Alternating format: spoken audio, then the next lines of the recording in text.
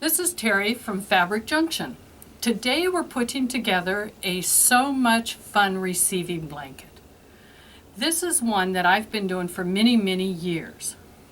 It takes 1 yard of flannel, 1 yard of cuddle, and 1 package of satin binding, which we have all those here and ready for us today. To start off, we take our cuddle fabric and we lay it right side down and spread it out nice and flat.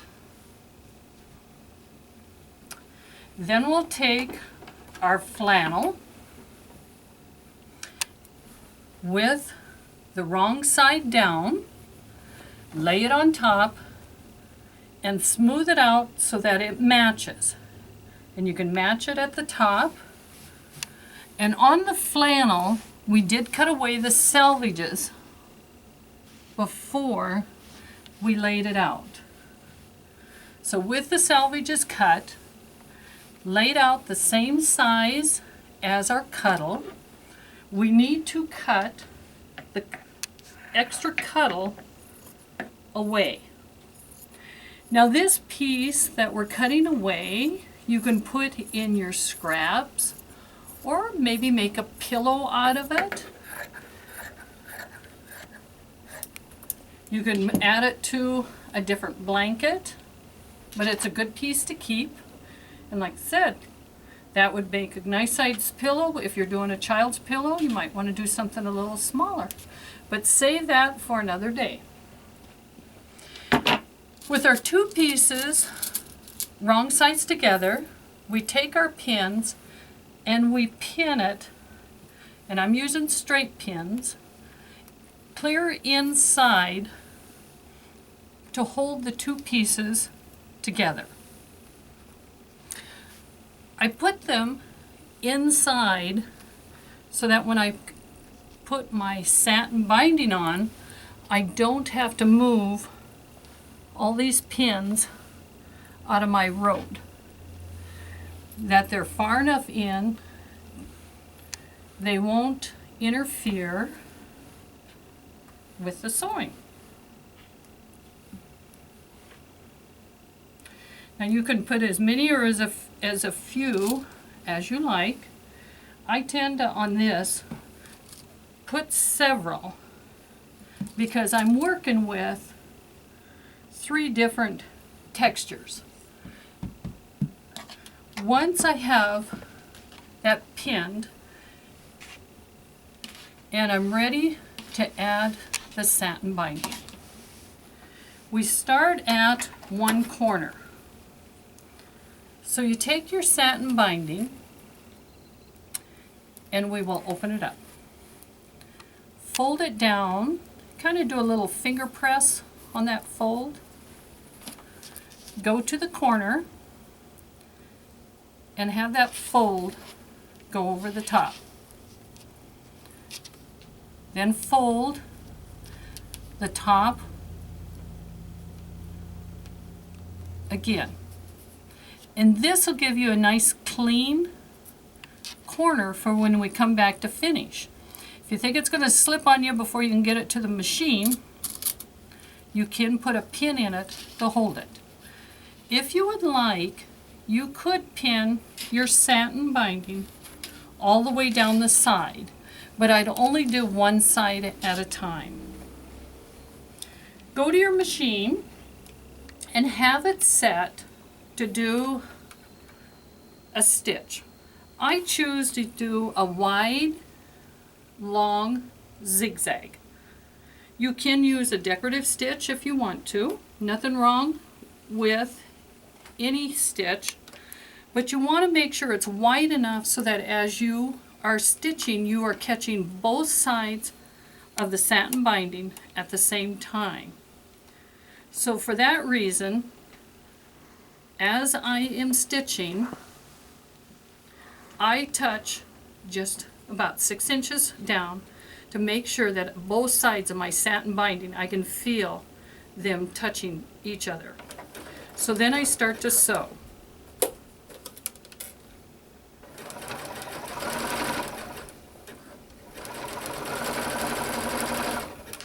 And as I sew, I just very carefully keep putting my satin binding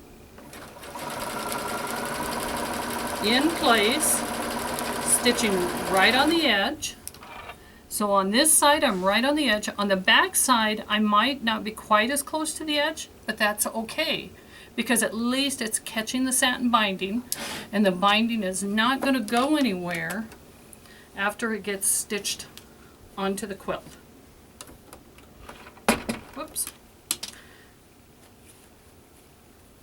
As we continue to sew, we go clear to the edge.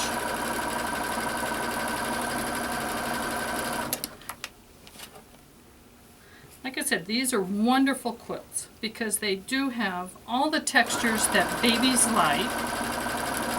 They're very soft. There's no batting in them, so you don't have to worry about any quilting.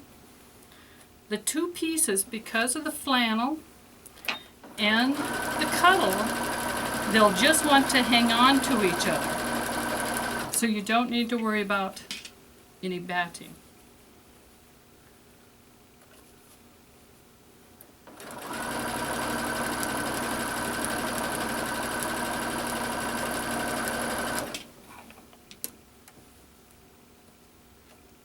Now the cuddle will shift a little bit on you because it's just the nature of the fabric. But you just kind of watch it careful. As you're sewing, when you get down to the end, sew clear to the edge.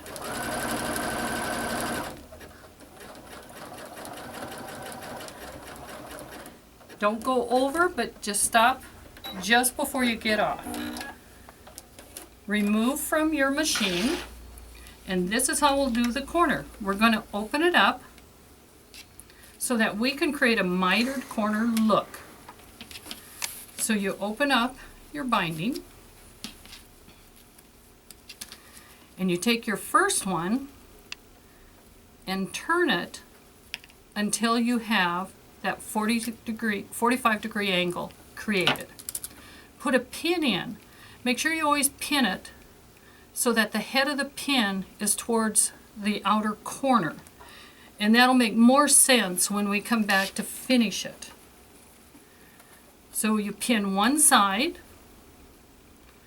place them, roll it again until you can get your 45 degree angle, and you also pin this section. So you'll have two pins in, each one going from the outside in.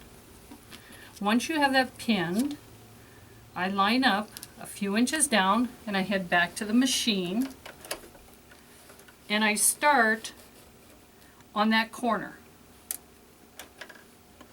So here I am back in the corner and I'm ready to go to the other side. So once again, I have the edge. I slowly keep lining it up, trying to keep everything nice and smooth, and work my way to the opposite corner.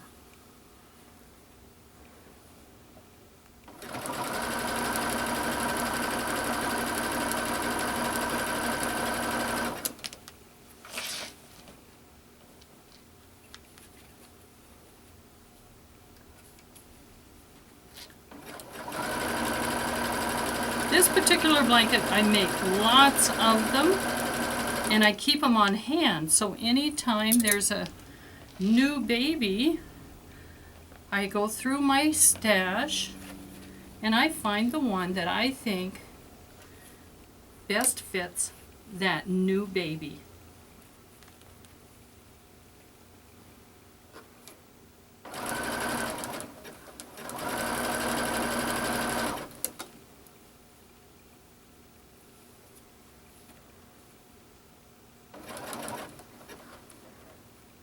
As you can see, sometimes your satin will kind of crinkle up on you. Just slowly work your way and it'll lay back down.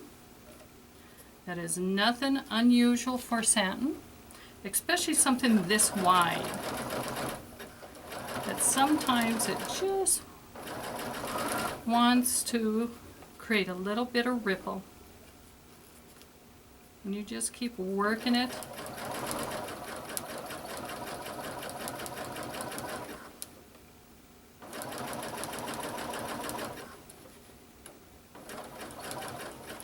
And once again, right up to the edge, but don't go off, because we don't want to sew the satin binding just to each other. Again, you lay it out, open it up, fold, and roll it until you can get a nice 45-degree angle on it. It may take a couple times, but once you've got that angle, again, pin it, and then go to the other side.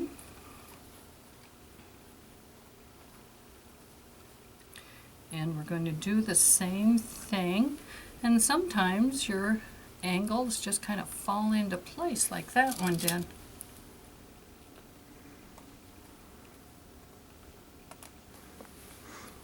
And now, ready again.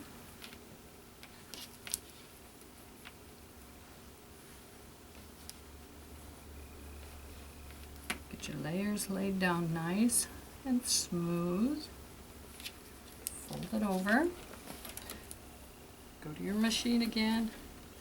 Start on the inside and start stitching.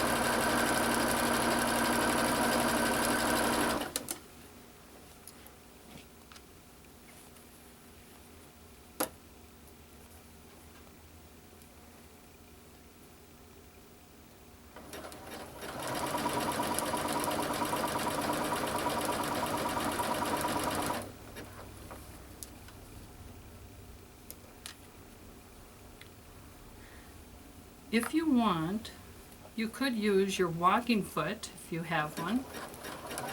Once in a while I've used that. Most of the time I've just used my regular foot. But there's nothing wrong with using a walking foot if you have one.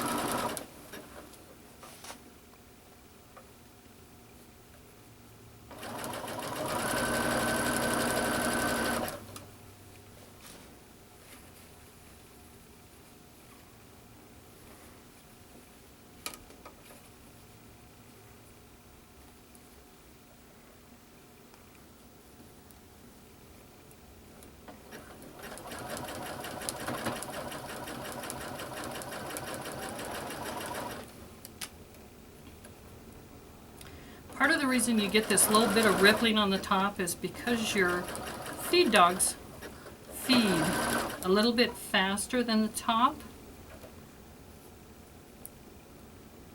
So that's what will produce some of that little bit of rippling that you get.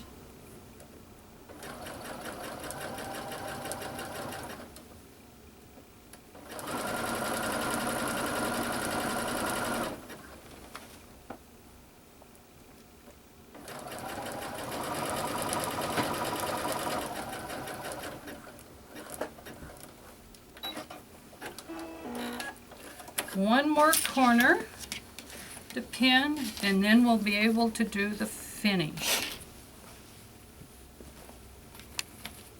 One package of satin binding will do one receiving blanket of this size.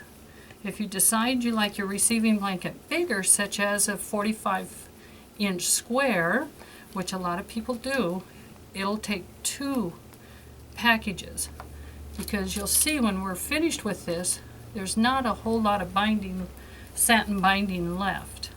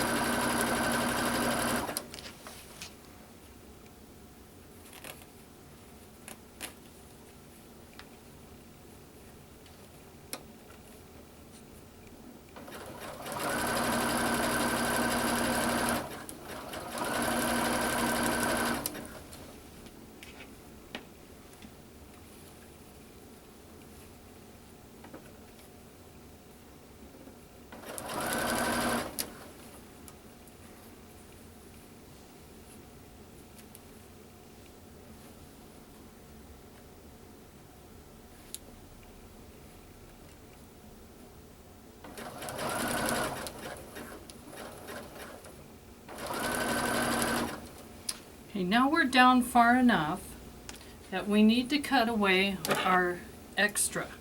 And as you can see, there isn't a whole lot, but we want to cut it away about 1 inch and 1.5 inches from the finish.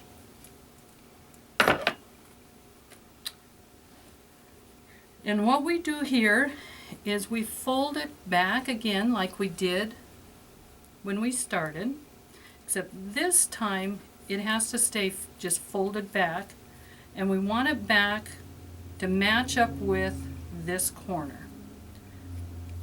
Once you get that matched up, then you also fold this down to create another 45-degree angle. And you can take your pin and pin the top one in place, flip it over, and you do the same thing. You want to make sure that you stay that point, fold it down, turn it in on itself, creating that 45-degree angle, and then pin it so it doesn't shift. Now we'll finish up to that corner.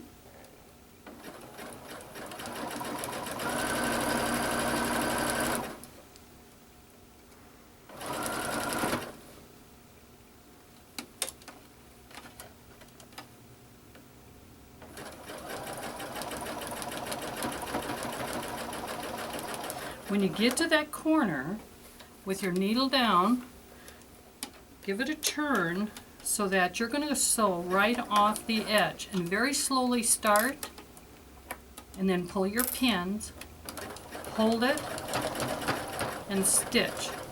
And then when you get down to the bottom, you might want to back stitch a little bit as you stitch off. Once you have that one stitched, go to your next corner that you have pinned and do the same thing. Start in the corner, start your stitching, do a little bit, pull your pins, and then stitch almost to the edge, back stitch, and then stitch off. And this will keep that mitered corner in place during use and laundering.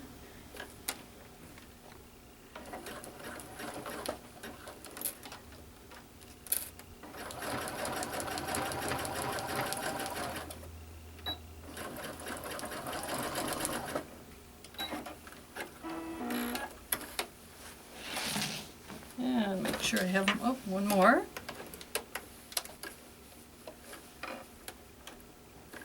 And we get our last corner done.